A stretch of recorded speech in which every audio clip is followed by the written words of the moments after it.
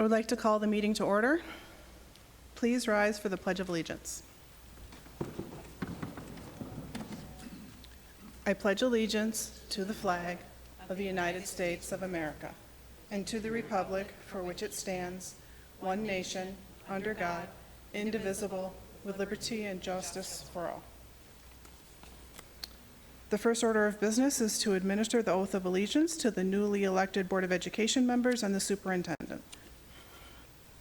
Dr. Tice.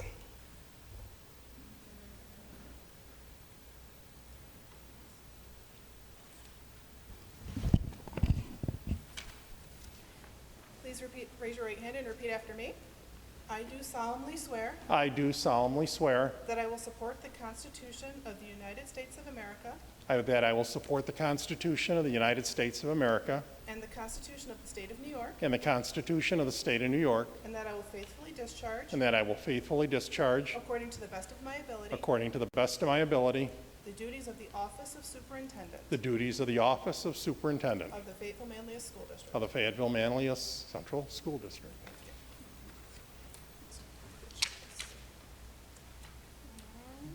Ms. Fitzgerald.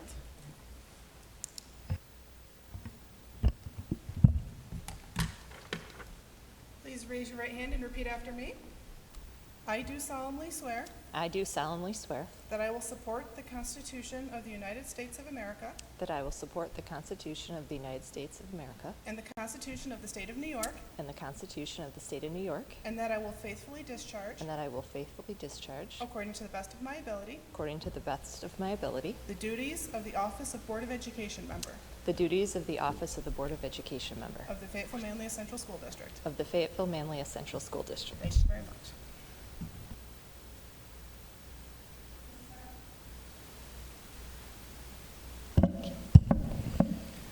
Please raise your right hand and repeat after me. I do solemnly swear I do solemnly swear that I will support the Constitution of the United States of America that I will support the Constitution of the United States of America and the Constitution of the State of New York, and the Constitution of the State of New York, and that I will faithfully discharge, and that I will faithfully discharge, according to the best of my ability, according to the best of my ability, the duties of the Office of Board of Education member the duties of the Office of Board of Education member of the Fayetteville-Manlius Central School of District. the Fayetteville-Manlius Central School District. Thank you very much. And Mrs. Wheeler. Please repeat after me.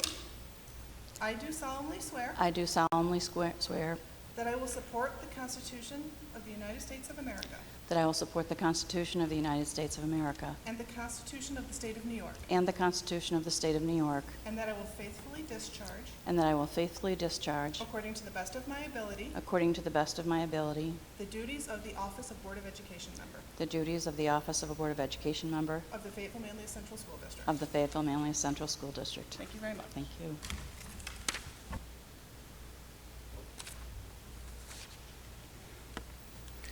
The next order of business is the nomination and election of the President of the Board of Education. Is there a nomination for the position of President of the Board of Education? I would like to nominate Marissa Mims. Thank you. Are there any other nominations? Okay. I need a motion to close nominations and to cast a vote for Marissa Mims as President of the Board of Education. Do we have the motion? Rebecca? And I think I saw Kelly as well. All in favor, please raise your hand, say aye. Thank you very much.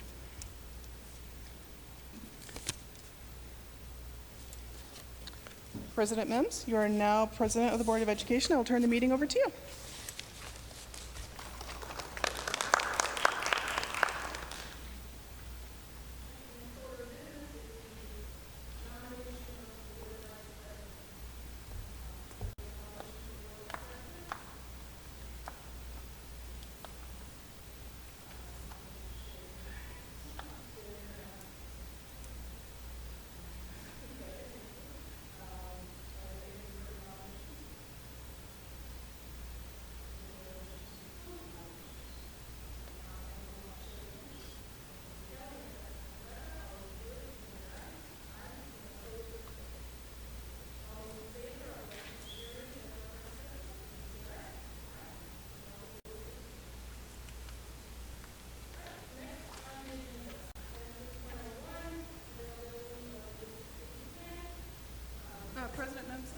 you your oath.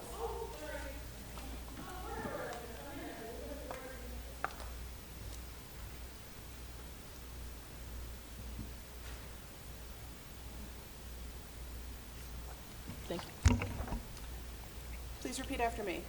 I do solemnly swear I do solemnly swear that I will support the Constitution of the United States of America that I will support the Constitution of the United States of America and the Constitution of the State of New York, and the Constitution of the State of New York, and that I will faithfully discharge, and that I will faithfully discharge, according to the best of my ability, according to the best of my ability, the duties of the Office of President the duties of the Office of of President the Fayetteville-Manlius Central School District. of the Fayetteville-Manlius Central School District. Thank you very much. Thank you.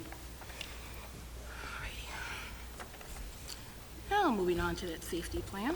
We'll do Sherry's oath when she's back next month. So the 2022-23 District Safety Plan is available for review.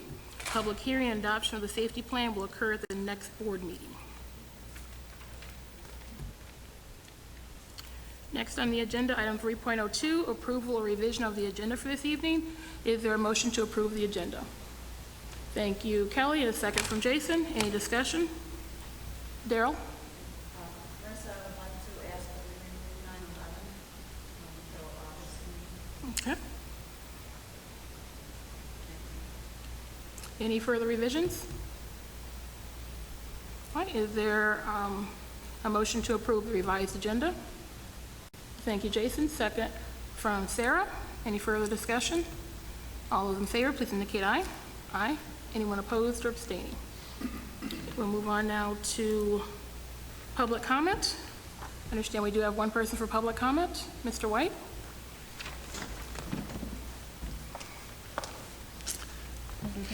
Right.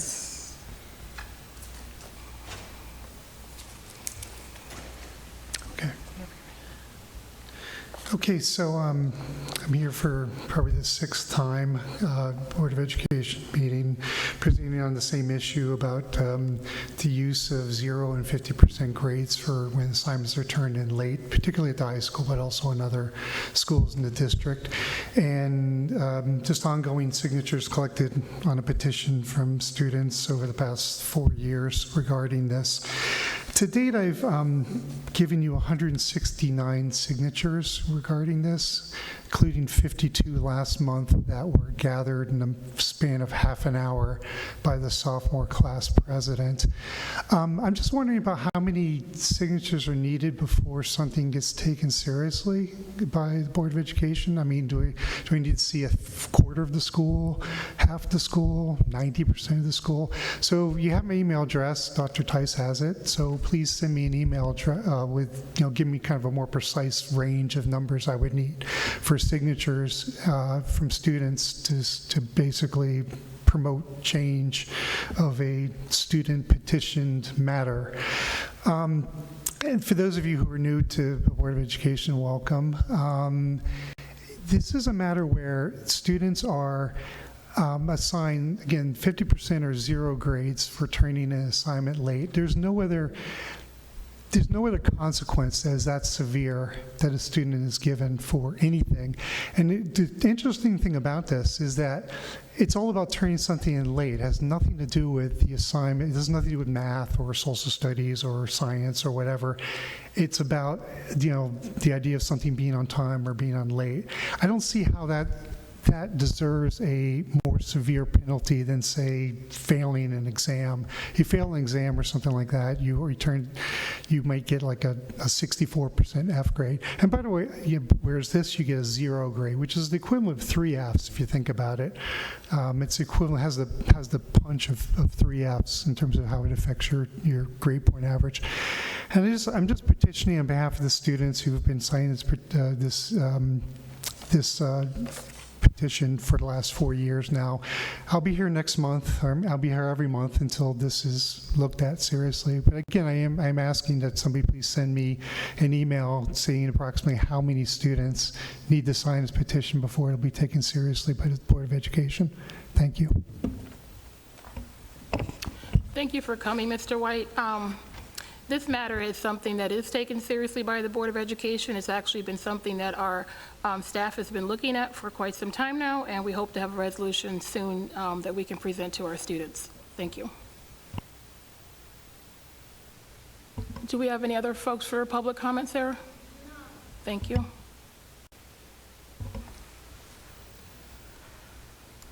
Next item, 4.01, past President's Report. Well, thank you all again for your confidence in leading the board for another year, and Sherry as well. So we have a number of events coming up this year. I believe almost everyone can attend the meeting that we're going to have with the administration later on in July, which is fantastic. We still need to get a date for a board retreat to discuss our own board goals and where the direction we want to take with DEI and restorative justice. So we'll be getting a doodle out for that. I sent out committee selection or committee information to everyone. I hope everyone had a chance to look over it. If there are any questions or concerns, we can certainly look at that. Those are just suggested placements for everyone based on what everyone sent me as far as their choices. But please do let me know if you would like to make any changes. And that is all I have for President's Report at this time. I will move into 4.02, the Superintendent's Report. Dr. Tice. Thank you, President Mims. The Superintendent's Report is divided into two sections here, 4.02 and 4.03. The first are general matters. Under 4.02, strategic planning and capital project updates, our planning in the facilities area continues to move forward with regular meetings regarding the design of the high school. As mentioned in an earlier report, the architects have submitted the schematic design to State Ed, and the next milestone is the design development phase. In preparation, our OACM team, which is the owner, architect, and construction manager team, held 3 page-turn meetings to more fully explore the emerging design of the high school renovations and the new construction. Under UPK, I'm pleased to report that we have accommodated all of those who are interested in UPK. There were a few families who were selected in the lottery system that respectfully declined to participate. This allowed families on the wait list to be given the first priority. And then finally, end of the year, as we've terminated our COVID reporting and dashboard, and we have taken it down from the website, including the reopening plan for the past year. As the school year ended, we finished with 1,502 confirmed cases in the district, with 894 coming at the middle and high school level and 608 at the elementary level, most evenly distributed, although there were larger numbers at Wellwood and the high school. As far as symptomatic, as the school year ended, the district sent home a total of 1,128 students because they were symptomatic. This included 340 students at the high school, 152 at Eagle Hill, 176 at Wellwood, 124 at Enders, 195 at Fayette, and 141 at Mott Road. Prior to March 2nd, we had 558 students who were sent home, and since March 2nd, when the masks came off, we witnessed 570 students who were sent home. Under surveillance testing, as you are aware, the county continued to collaborate with local area school districts, and a big thank you to Mr. Jeff Gordon for coordinating this to conduct the COVID testing of students and employees at periodic intervals. We were lucky enough to draw Fridays early on in the process. As of the whole year, for the duration of the program, we sampled 3,236 individuals, 1,814 students, 1,422 faculty and staff, with just 13 reported positive cases in the portal prior to the end of the mask mandate. The number of surveillance positives, as you have heard before, is more than tripled, as we had 28 more positive cases for a total of 41 reflex positives in the surveillance testing. And finally, a little good news hot off the press. Our individual arts assessment pathway, I'm pleased to report that our high school applied for and was approved to offer the individual arts assessment pathway beginning at the start of the upcoming school year. Congratulations to the faculty, staff, and administration at the high school, in particular our art department, for undertaking this important endeavor. You can see the letter from State Ed, which is also attached in supporting documents. That ends the superintendent's report.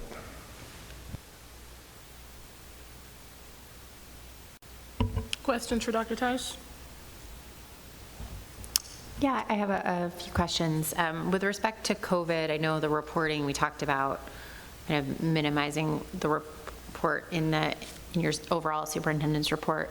As we look ahead to the next school year, what are the plans in terms of, or will we be utilizing a physician to, like Dr. Montgomery for this year? And is there anything we will be doing in terms of the reopening plan, or will we just continue with all of the cleaning, all the protocols that are in place now to keep school safer? I suspect we will continue with the cleaning.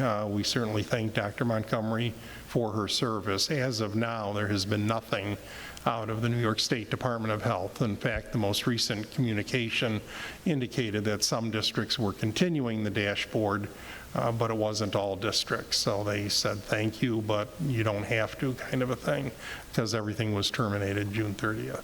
So we will await further instructions from the Department of Health and or the governor, but we are anticipating, given, as I think I shared with the board before, the fact that they said last summer it was suspended, and so it gave us the inclination that it would be started up again in September. Here they said everything ended June 30th. So I am not anticipating any directives from the state.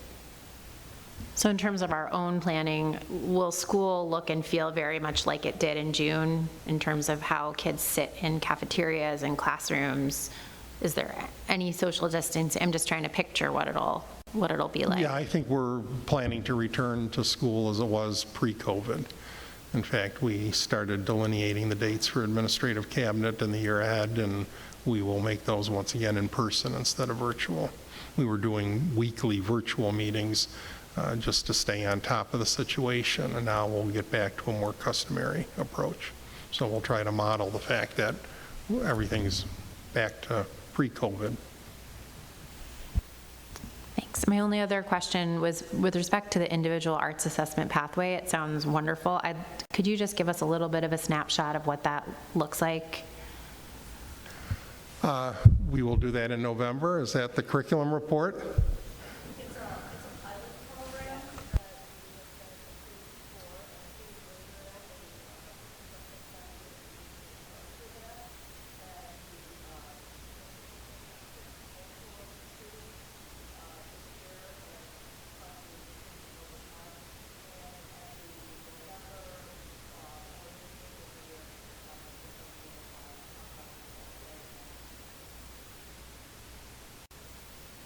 Thank you. And we are working with Ms. Gabriel and the art department and Mr. Furlong in the business office. We're looking into a banner producer. As you know, when we ended the calendar, we haven't had a chance to showcase some student artwork. So what we're looking into is something that will showcase two-dimensional and three-dimensional, depending on the media that's used, artwork that could be done as banners that we often see in towns and villages, from light posts that we can display throughout the campus in terms of showcasing that. So we're very proud of our art department and are working with them. But I know that, as Dr. Coughlin reported, that's the plan for our November curriculum meeting.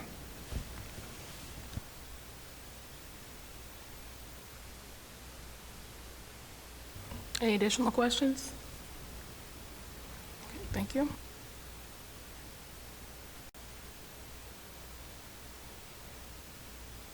So now we'll move into committee reports.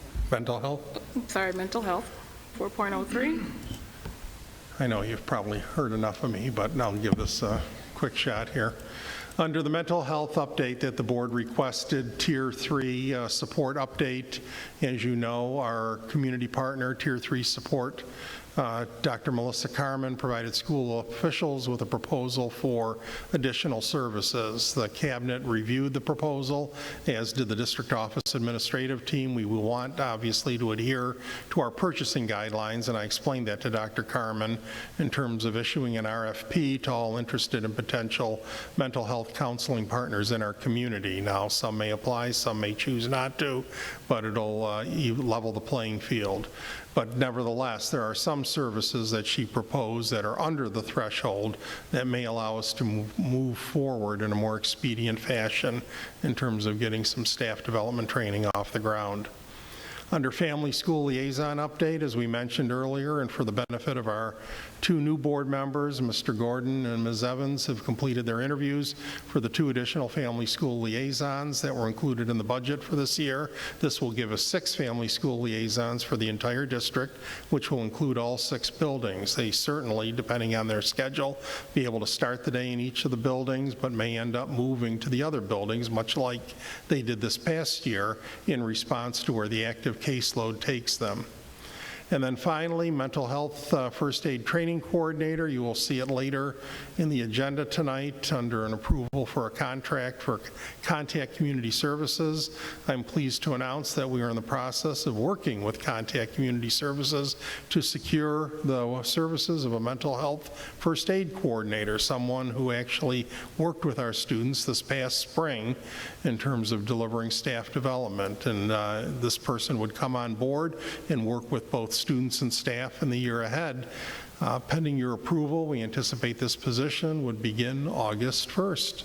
That ends the mental health update. Questions from the board? Sarah? Have we conducted, or are we planning to conduct a needs assessment to understand what specific mental health resources we need? In terms of student input, yes, that's the plan, and one of the reasons why we reached out to Contact Community Services. Not only is it for their expertise in their area, they're working with a number of other districts, as you may be aware, but the fact that not only do they have those services, but access to surveys, and certainly checking in with students. Now, the older the student, they can self-report the survey. The younger the student, it may be the adult in the classroom, but certainly I think getting a needs assessment, a lay of the land on what the students, we heard a few of them at the podium, and it was good to get that feedback over the spring, but I think we need to involve all students, so that is the plan going forward. Okay, thank you. Thank you, good question. Dr. Tice, will that survey be done soon or prior to the school year or in the beginning of the school year? One of the reasons in bringing the individual in on August 1st is to work with our counselors and family school liaisons so we can start with some mental health first aid training on the first day of school. I'll keep my remarks shorter while we have everybody. The intent is to provide some introductory training on mental health first aid, to do something more elaborate at the November Staff Development Day, but in the interim to be able to start surveying the students as early as September.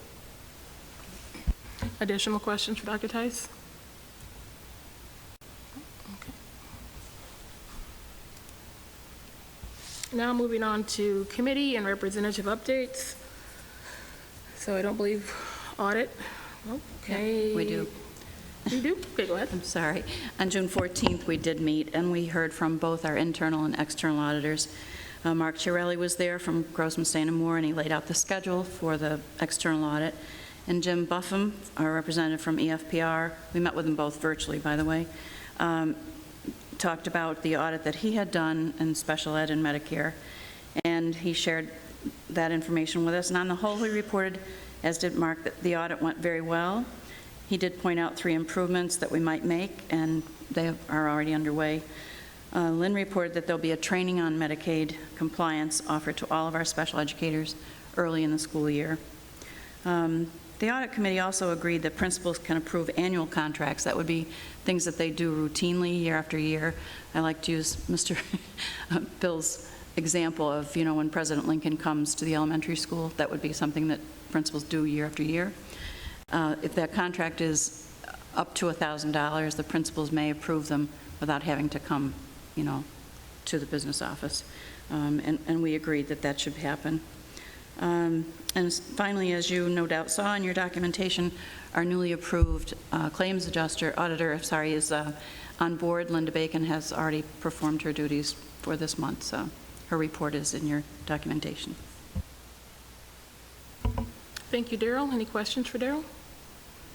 Okay, so CRC last met May 31st, so we can move on to, diversity, equity, and inclusion. That was May 2nd, and we're going to turn that into a district committee this year. Facilities. So I think we're going to get an update or review. Certainly. Mr. Seidberg, the former chair for last year, is not here this evening, but certainly I can open it up to any other members of the Facilities Committee. We had a recent meeting. We have additional meetings coming up this summer to take a look. I think it's August 11th there is listed. I know there's been a lot of planning in terms of the schematic design and design development. Things are beginning to unfold, and certainly we're trying to hit the deadlines. I know some board members have some additional comments and can jump in here if they'd like. Craig, I think as we look at the modulars in terms of the timing of the modulars and when they're going in, have we developed the designs for that any further since the last meeting on June the 2nd? What you see, and Dr. Kilmer was kind enough, I spoke with him today, and he included a brief slide deck, which I put in the attachments. As indicated, it shows the first slide, the overall bird's eye view of the area to give you an idea at the rear of the building where the basketball courts are next to the tennis courts. The second is an architectural drawing showing a covered walkway with a ramp coming off the art wing into that modular classroom suite. And then finally, which I think resulted in some conversation at facilities, is the fact that the topography changes there in terms of the undulation and the stairs. Dr. Kilmer has even offered in a future Facilities Committee meeting, if the Facilities Committee would like to meet up there, we can hold our meeting up there instead of at the district office and tour the site. But certainly the designs have been made in that area consistent with what was described earlier. Okay, thank you for that, Craig. And then is that, when we talk about a covered walkway, is that going to be, I know it can't be totally enclosed, but is there going to be some sort of security measures around that?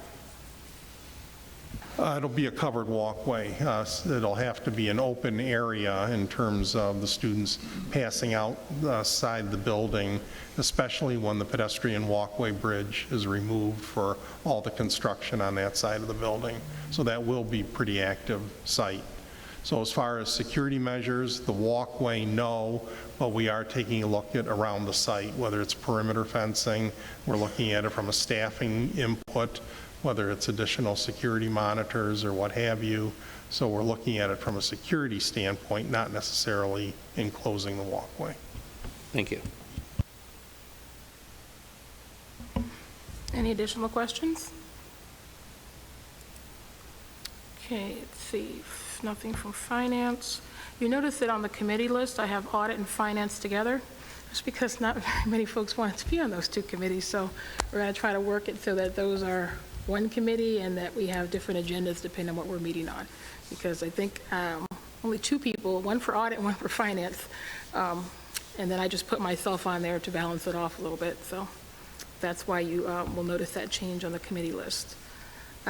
Policy, nothing. Legislative liaison. So Sherry sent us some information about resolutions earlier. Did everyone have a chance to look at that? It was an email.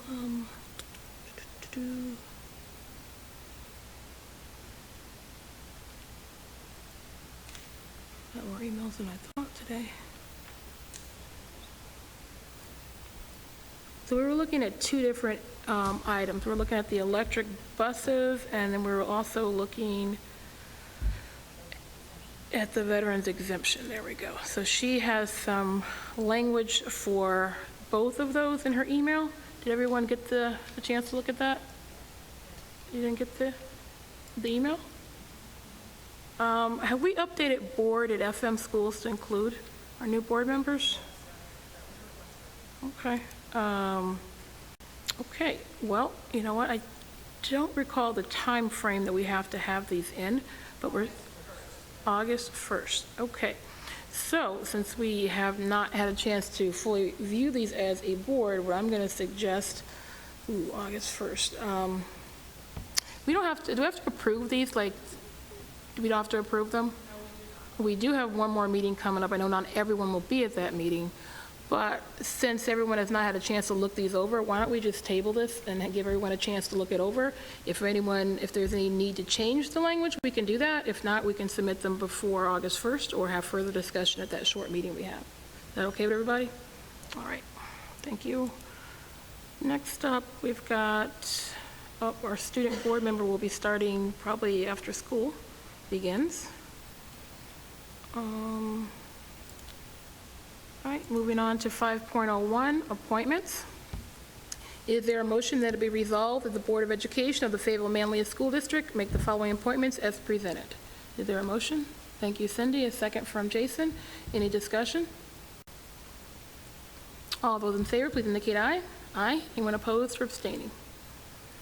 Item 5.02, designations. Is there a motion that it be resolved that the Board of Education of the Fayetteville-Manlius School District make the following designations as presented? Is there a motion? Thank you, Rebecca. Second from Kelly. Any discussion? All those in favor, please indicate aye. Aye. Anyone opposed or abstaining? Moving on to 5.03, authorizations. Excuse me.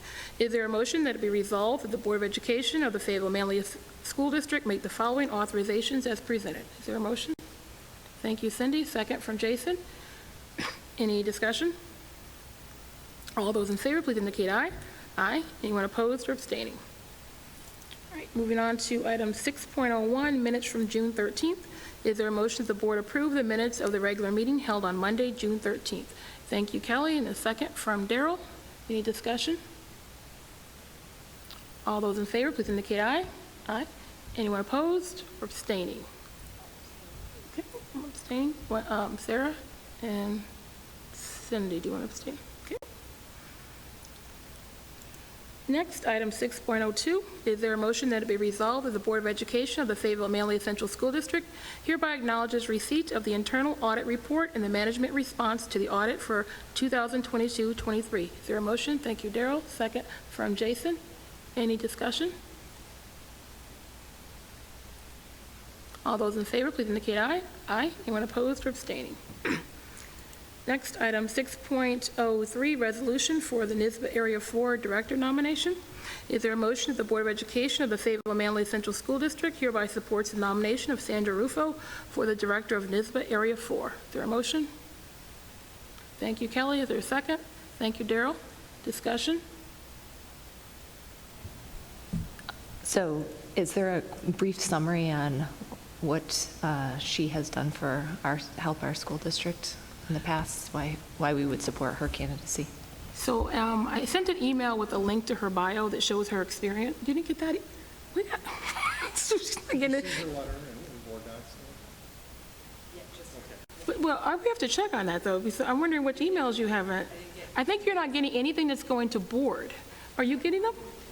Okay, we'll check on that to make sure. So Sandy's been in this position for about 6 years now. So she's currently the first vice president of the Nisba board. So it's a large area that she's responsible for. She's at our last district to present plaques to our outgoing board members. She's been to different events in our district. So as a member of the Nisba district, the Nisba board, she advocates at the statewide level, not for any specific district, for districts in general. She just represents our district. So if we have a particular problem, we can contact her, and she also will come into our district to learn more about our district. So I've known her for the last 6 years, and she's really done an excellent job in that role.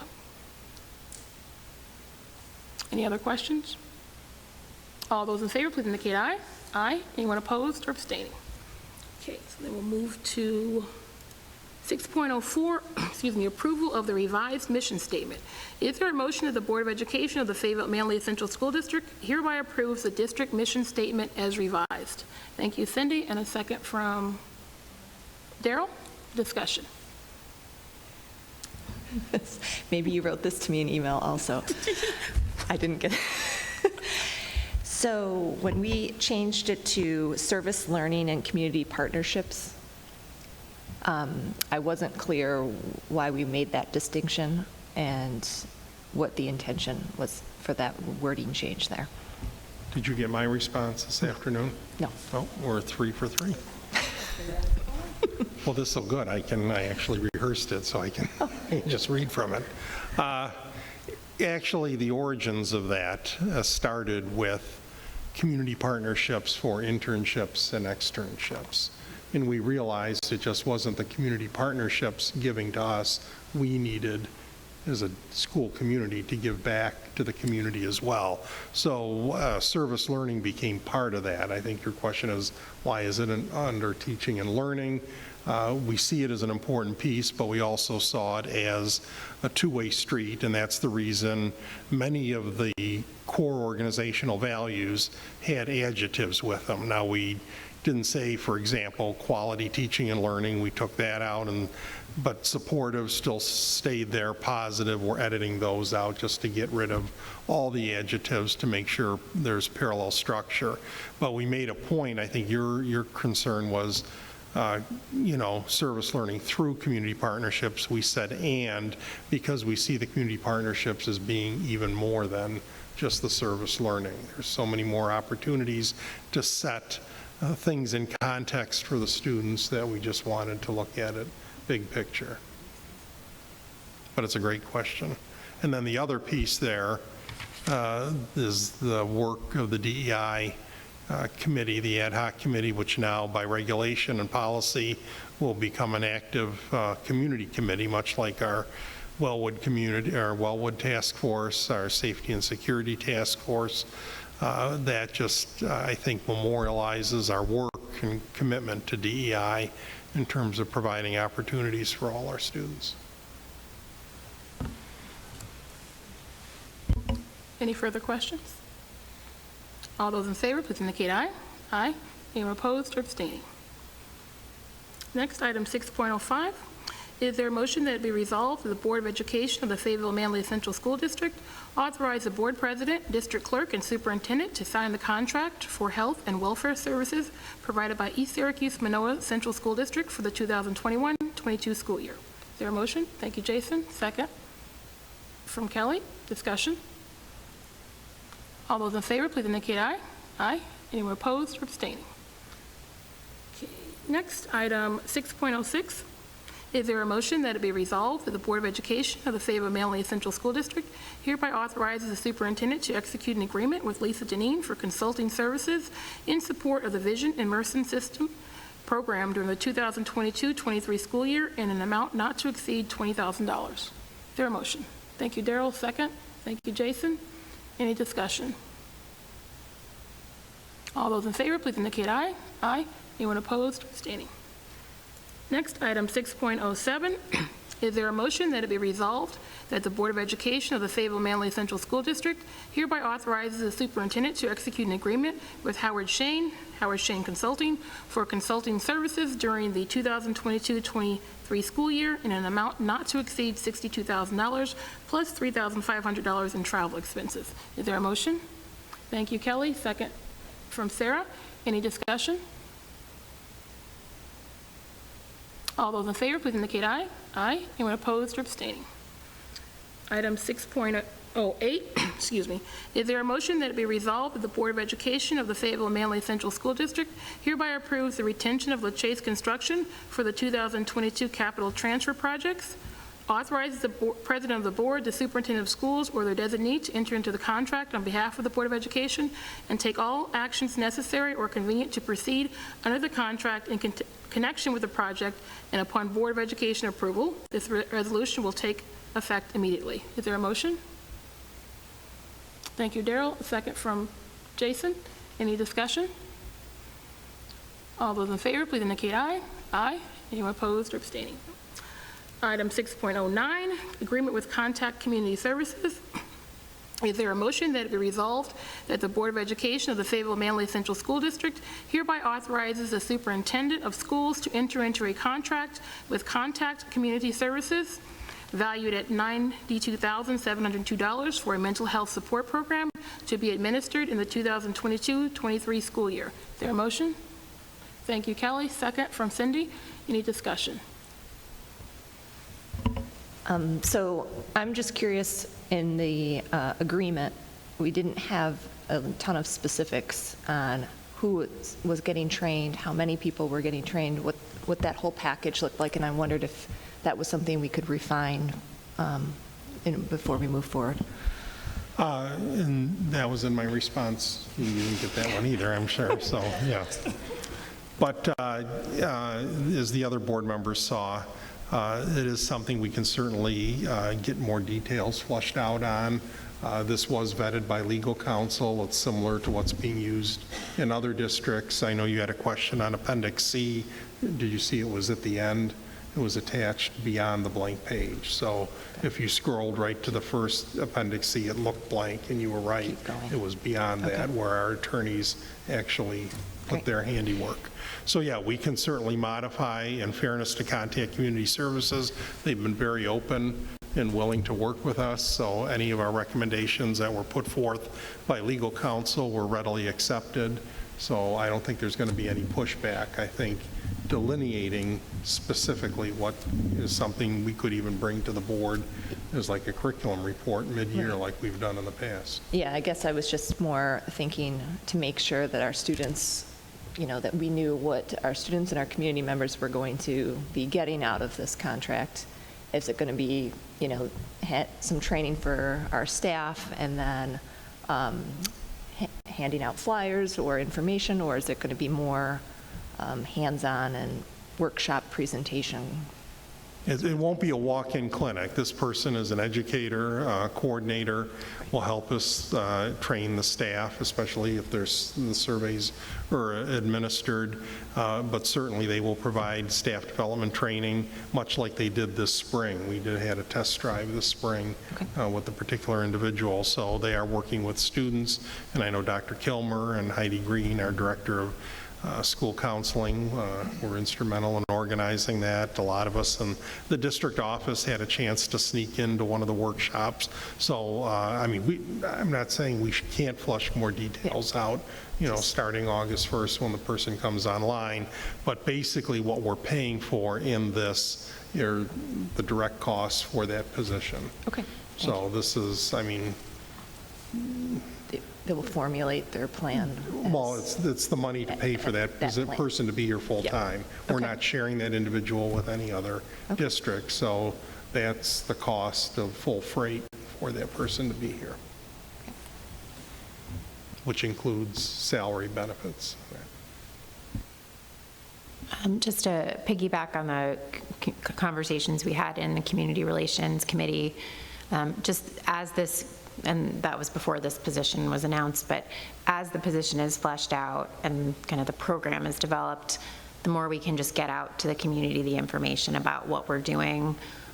It's just so helpful for the community to know, for students to know, for parents to know. So I think we've been doing a good job communicating these mental health pieces, but I think if the position starts August 1st, it would be nice to have some communication out by early fall, maybe before school even starts, if that's appropriate. Good question. I just approved the brochure. I know Dr. Kilmer and Heidi Green had a chance to take a look at it. So that brochure, they're going to hold the publication in case any phone numbers or things change, but it will be readily available at the beginning of school. And this particular individual, in terms of the contact, announcing it out to the community, I think, as Community Relations talked about, is critical. So not just the brochure, but identifying the kinds of services that are being provided will be important. Additional questions? All those in favor, please indicate aye. Aye. Anyone opposed or abstaining? All right, next, moving on to 7.01, Board Development. The Nisba Convention is going to be in Syracuse this year, so if anyone is planning to attend, please let Sarah know. Registration opens on August 1st. So do you want to start registering people on August 1st? I'm not concerned about hotels this time. If you could let me know by September 15th, I believe that's when the rates change. I don't know if our new board member is new, but our music department is going to be giving a performance this year, so that's pretty special. That's probably going to be on the opening day, or during the evening probably is when they usually do that. So that'll be pretty nice to see. Board development, I mentioned we will have a board retreat this summer at some point. Working agenda items. So we have the veterans tax exemption, the electric bus transition, Senate Bill 151, updates from students, and the homework grading policy is things that we would like to, or that we're going to address in the upcoming school year. So I think when we meet to do our board goals, we should discuss how we're going to work on that over the upcoming school year. Maybe put together some timetables so that we know we can plan presentations and board action on those different issues. Anything else, anything from the board? Anything else we should put underneath there? Okay, and that's not that we can't change that for the new board members as we go along, we can add to that. Potential considerations for future meetings. There is a bill right now, I believe it's in the Senate, for a school start time. There's a proposal that I think it's not before 8:30, or is it 9? 8:30? So that's something we're keeping our eye on. Future meetings calendar. Sorry, Marissa, to go back to school start time, beyond the bill, I mean, we did so much work as a district on that issue and had to table it for a lot of other pressing issues, but I'm just kind of curious, Craig, what you're thinking about what the next steps are as the consultancy wrapped, and, we got that report.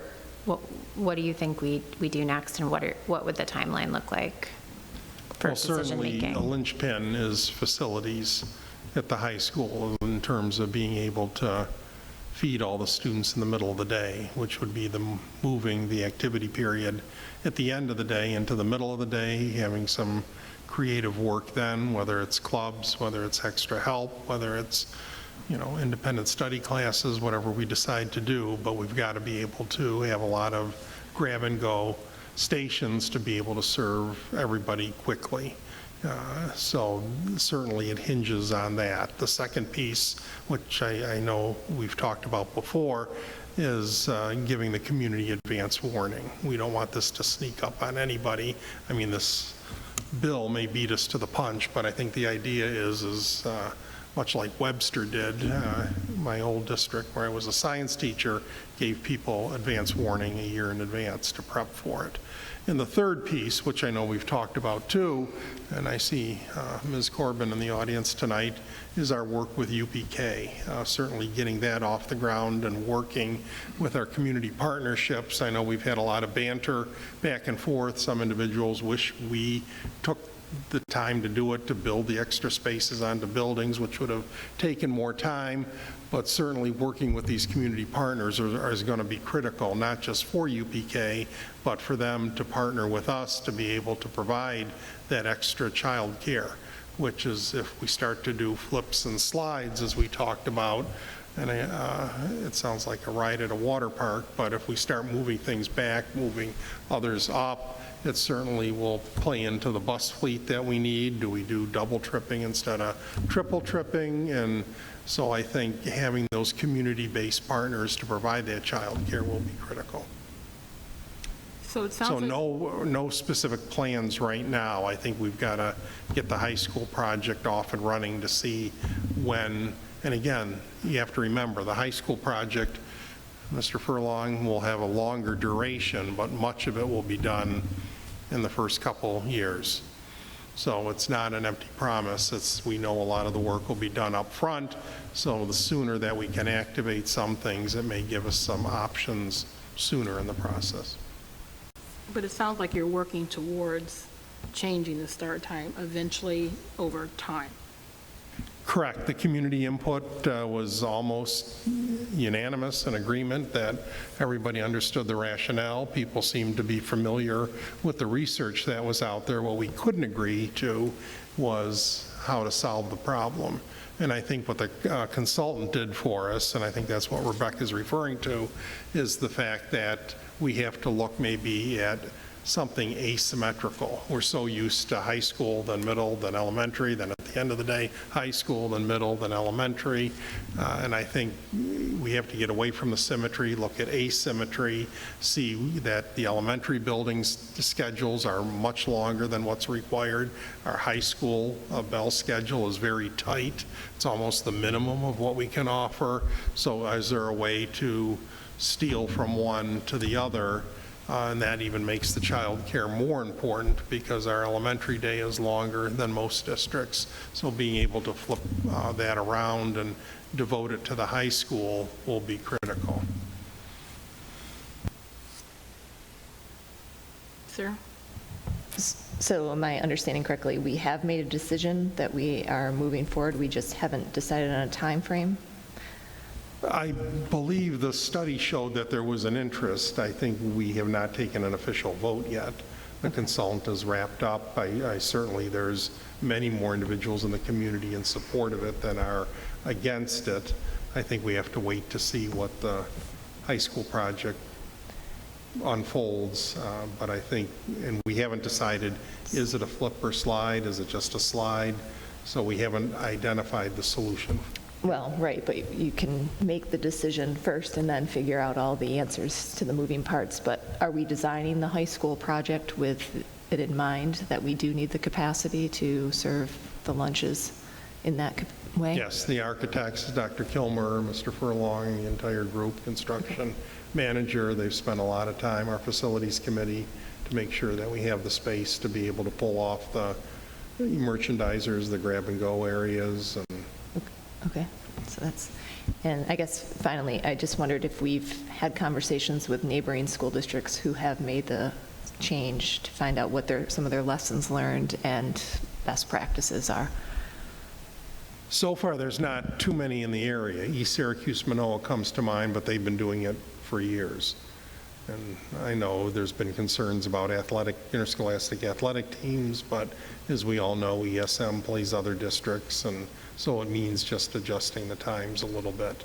It also means thinking that the last dismissal could be the middle schools, because modified sports are more geographically rather than big school, small school. So you still may want to dismiss high school first because they have further to travel for league games, but certainly modified. The athletic directors have indicated, again, it's more geographic. It's within your area without much travel. So if one building could be the last to dismiss at the end of the day, with the impending darkness as, the winter months approach, it would be the middle schools. So not to ask a provocative question, but is there any scenario, has the staff sort of looked closely at pros and cons, aside from community input, which sounds like, on board with some version of flip and slide, where this doesn't work well for FM and we continue on our very similar schedule? Or do you think we're beyond that and we're really marching towards a school start time change? I think there are some traditionalists out there that just, their memory of school was a certain way, and certainly people get comfortable and they wonder what change is going to mean. But as we can see with the school start time bill, the decision may be made for us, for all districts for that matter. So I think we've done our due diligence in terms of being proactive rather than reactive. I'm proud of that. Certainly nobody can accuse us of rushing into this. We've certainly taken our time to look at all of this. I do think something needs to be done. What is interesting is we always look for the win-win, as you know, for everybody. But it may be, a win for the adolescents at the middle school if they start later and get out later. It may not be as big a win for the high school students, even though they may come in second, after the elementary. So I think we've kept our options open. I think if people are looking for it to be the same win for all levels, we may be, looking for something that isn't out there. But I think if we are creative, we can get some big wins for middle school students sleeping in later, and then, as their day shifts, and then try to make interscholastic sports work, jobs work for our students. I just think that there's a lot of potential out there. And certainly a mandate from the government, I think, will force the issue for everybody. And we've done our homework ahead of time, which makes me feel good. But if you think this is something the district should be doing in terms of like a timeline, you mentioned we haven't voted on this, and then there are a lot of details to flesh out. So is this something that you're going to be making a recommendation to us for, even if it's a long-term goal, something that we're going to have to do a lot of pieces for? just in terms of direction, so that we know that this is what we're doing, and we can start like getting information out to the public, and we can start looking at everything in terms of that's the end goal.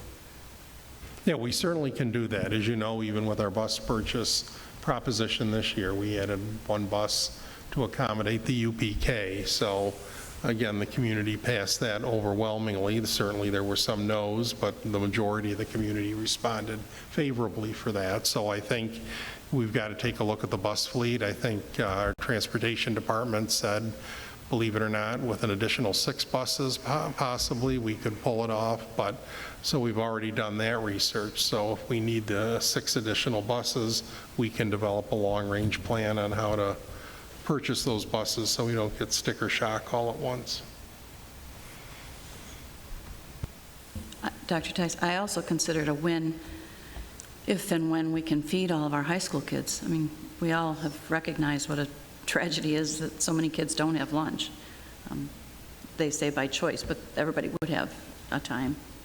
They say by choice, you're right, but I think having a time in the middle of the day, even if it's like an adult, and as they go to college, will be a working lunch, whether it's a club, whether it's extra help, whether it's an independent study class, I think we can still be creative and try to meet the needs and wants of everybody, but at least having some downtime in the middle of the day will be important for all students. So, Craig, just to wrap up in summary of what I think I heard you say, we're definitely looking at this going forward. We're at a minimum of 2 years away because the high school needs to be further along in their construction process before we can accommodate, unless the government gives us a mandate of something different, correct? Correct, yes. So given the 2-year from start of construction in 2023, you know, could we start as early as fall of 2025? Is it fall of 2026? I think we certainly can lay things out long range and then work backwards. Okay, but at least for the next 2 years, parents can be comfortable that the school schedule that we have for the next 2 years is going to stay the same. I think so, especially with the high school under construction. Okay, thanks. One hurdle at a time. Yeah. Additional questions? Okay, so then future, let's see here, we did the future considerations, future meetings calendar. So we have a quick meeting coming up on the 25th, and then we will move right into our schedule of meetings. Marissa, that meeting on the 25th, do we have a start time for that? Is it 6 o'clock or is that a different start time? Oh, it's an 8 a.m. because it's really very quick. It's just approving personnel. I just want to make sure that I got it. So 8 a.m., thank you.